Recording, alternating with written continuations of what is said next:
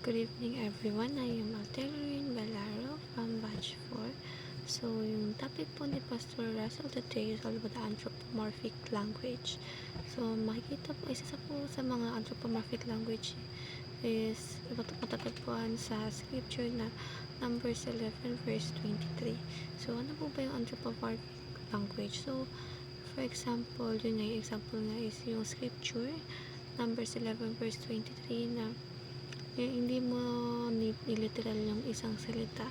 Kumbaga, ang sabi ng Panginoon doon is may mga Israelita daw kasi is dinala na sa Ehipto dahil nga hinati na nga ni Lord yung dagat para makadaan sila, ngunit ang mga tao doon ay still na nagreklamo dahil wala rin silang makain at gustong bumalik doon sa kanilang tinitirahan before. So, ang sabi ng Panginoon din, maikli ba ang aking kamay at hindi ko kayang tulungan. Ganun po yung pinapahiwatig ng Lord. So, ano bang ibig sabihin doon? Ang ipinaparating niya doon, hindi niya niliteral, pero ang sabi niya doon, maikli ba ang kanyang kamay o hindi niya ba kayong suportahan dahil lang sa pagkain ay hindi niya kayang mabigay. So, ganun kasi. So, in a way, parang na-feel ko po dun sa may scripture na yun is parang namamaliit yung feeling ni Lord, namamaliit yung feelings ni Lord kasi kumbaga sa simpleng pagkain lang ay nagpapakita sila ng ugali na hindi gusto ng Panginoon. Kaya sabi ni Lord sa scripture na yun is maikli ba ang aking kamay upang hindi ko kayo kayang bigyan ng pagkain. So dahil doon mas hindi lang po doon yung verse na matatagpuan yung mga anthropomorphic na mga languages. So, kasi usually yun yung ginagamit ng Panginoon ng mga wording sa Bible.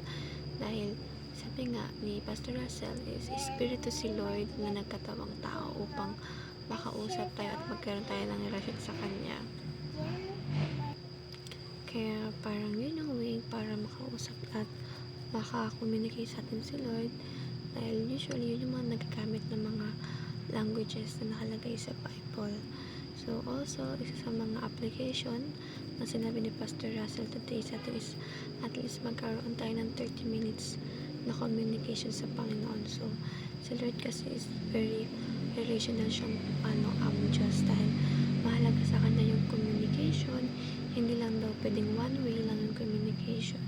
Kaya kailangan pag siya dinudulog na yung mga prayers natin, sana ganun din tayo sa Kanya, nakaka-communicate natin siya at nang sa ganun, mas lumalim ang relasyon natin sa Kanya dahil yun yung gusto ng Panginoon sa atin na hindi lang natin siya tatawagin pag may kailangan tayo.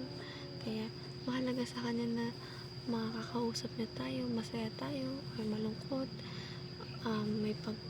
may pangangailangan or wala. So, ganun po yung gusto ng Panginoon sa atin. So, mahalaga sa Kanya na for starters is magkaroon tayo ng at least 30 minutes na oras ng pakikipag-communicate sa ating Panginoon.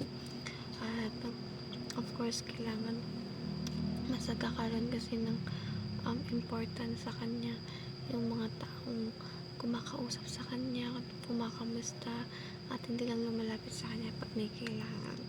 So, mahalaga rin po na hindi lang 2 days, 3 days natin siya makakausap. Gusto niya na araw-araw tayo nagsisik sa Kanya ng communication. So, mahalaga po na nakakanood tayo ng mga ganito para na-enhance din yung mga knowledge natin sa Panginoon.